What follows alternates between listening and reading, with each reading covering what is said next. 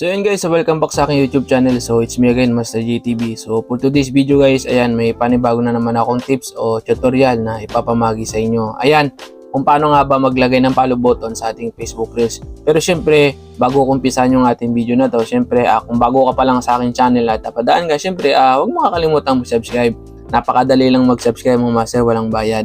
At hit mo na rin yung ating notification bell para lagi kang updated sa mga tutorial o tips na ating ipinapamahagi. So, yun guys. Ngayon, ituturo ko sa inyo paano maglagay ng follow button sa ating Facebook Reels. So, ano nga bang advantage ng may follow button yung ating Facebook Reels? Ang advantage nito mga master, in case na mapanood nila yung ating video, hindi na natin kailangan o hindi na nila kailangan na pumunta sa yung profile para i-click. Diba? Para bisitahin, para doon sila mag-follow. Dito, ating gagawin guys, mga master, direct na sila magpa-follow sa yung Facebook Reels. So, pag napanood nila yung video mo, automatic yan, pwede na sila mag-follow. So, dagdag na yun ang ating followers. So, yun guys, huwag na natin siyang patagalin. So, umpisa na natin. Alright. So, yun mga master, ito lang yung gagawin nyo. So, kailangan mga master, mag-login kayo sa Facebook nyo. So, ngayon, kung yung Facebook natin mga master is hindi pa siya naka-update, i-update natin sa Play Store. So, unang-unang gagawin nyo guys, mga master, punta kayo sa Facebook. Yan. Then dito sa Facebook na to guys, ayan, ipapakita ko sa inyo kung ano yung ginawa ko na setting sa aking isang account. Ayan. So dito ngayon mga master, ipapakita ko muna sa inyo kung totoo ba o legit yung follow button. Ayan, ito yun mga master. Ayan. Like for example, ito yung pinaka main account ko. So meron tayong Reels. Ayan. Dito sa Reels na to mga master, ayan, i-post natin. Kung meron kayo mapapansin dito, ayan, ito. May nakalagay na follow. Ayan, ito. May nakalagay na follow. Ayan. It means yan guys, once na may nakapanood ng ating video mga master, automatic yan, hindi na kailangan nilang i-visit yung ating tinatawag na main account o yung Facebook natin para mag-follow sila. Direct na silang magpa-follow dito. Ayan. Ito yung kinaganda ng kung ang Reels natin is merong follow button. Isa na rin tong advantage para in case na, yun nga, gaya ng sabi ko, para mas lalo dumami yung ating followers. Ayan. So, magbibisit tayo ng iba nating kaibigan. Ayan. Kung, like example, ayan, hanap tayo dito ng iba nating kaibigan na nagre-reels din. Ayan. Yung mga nagre-reels na hindi natin sure kung meron din silang kumbaga yung ang tinatawag nating reels nila is meron ng follow button. Maghahanap tayo dito. Ayan. Like example ito mga master. Ayan. Kung mapapansin nyo, wala siyang follow button. Ayan. Wala siyang follow button dito. Yan, instead na para makapag-follow ka sa kanya, kailangan pa pang i-visit yung kanyang account para mag-follow sa kanya. So ito, mapapansin nyo, wala siya. Yan, wala siyang follow button.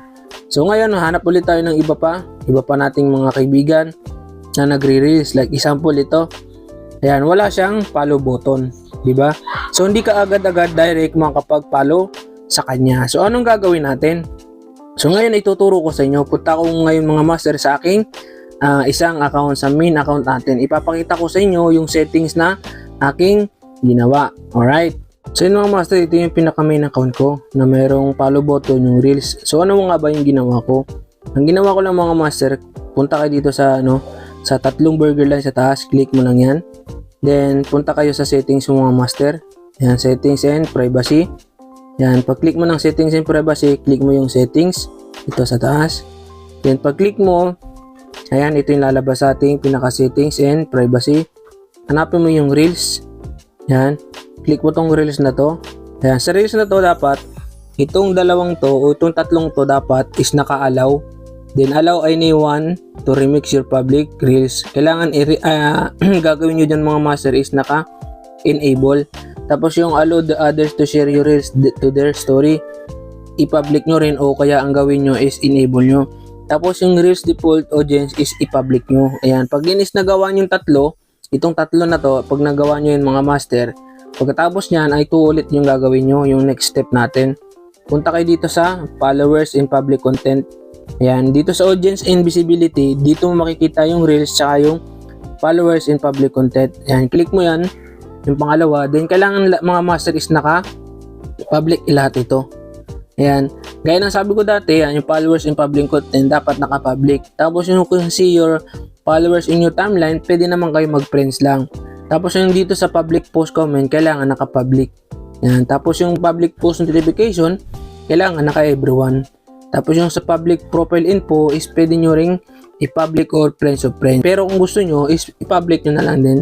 Tapos yung dito, show the most relevant comment first, enable na lang din. Tapos yung off, Facebook previews is enable nyo na rin siya. Ayan. Yan lang guys yung aking may tuturo sa inyo. Yan yung settings na kailangan nating gawin para magkaroon tayo ng follow button sa ating Facebook Reels. So ipapakita ko sa inyo, mag-example ako dito. Ayan, ito. Si Kelsey Gold. Ayan. Hanapin natin dito yung Reels niya. Ayan, maghanap tayo ng Reels dito. Ayan, ito yung Reels niya. So yung Reels niya mga master is wala siyang follow button. So it means hindi pa niya na gagawa yung settings na itinuturo ko. Tapos maghahanap ulit pa tayo ng ibang friends natin na wala pang follow button yung kanilang Reels. Ayan, like example to, friends din natin to. Ayan.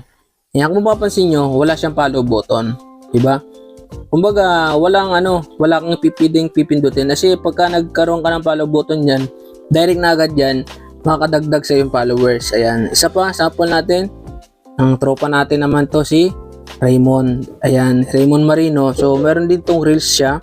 Ayan, hanapin natin dito yung kanyang video ng Reels niya. Ayan, like example, hindi sa kanya yan. Ayan, ito. Ayan, kung mapapansin nyo, wala siyang follow button. Dapat meron kayong follow button. Yun ang advantage na merong follow button na walang, kaysa dun sa walang follow button. Diba? So, yung mga master, hanggang dito na lang. Sana makatuloy yung ating video na to. Alright? So yung mga master, hanggang dito na lang yung ating tutorial na pinamaki ngayong araw na to. Sana nakatulong itong video na ating ginawa ngayong araw na to. Sana lalo pang dumami yung ating followers sa ating Facebook Reels. So yun, kung nagustuhan yung video na to, syempre wag mong kakalimutang mag-like, mag-subscribe at syempre mag-comment ka na rin para in case na meron tayong shoutout sa mga susunod nating video, ma-shoutout natin yung ating pangalan. Alright, so yan mga master, sana yung video talaga na ginawa ko ng araw na to nakatulong sa inyo. So gawin mo na para kahit paano lalong dumami yung ating followers. So yun mga master, hanggang dito na lang. So maraming salamat sa walang sawang pagsuporta ng ating YouTube channel. So yun mga master, hanggang dito na lang. Maraming salamat.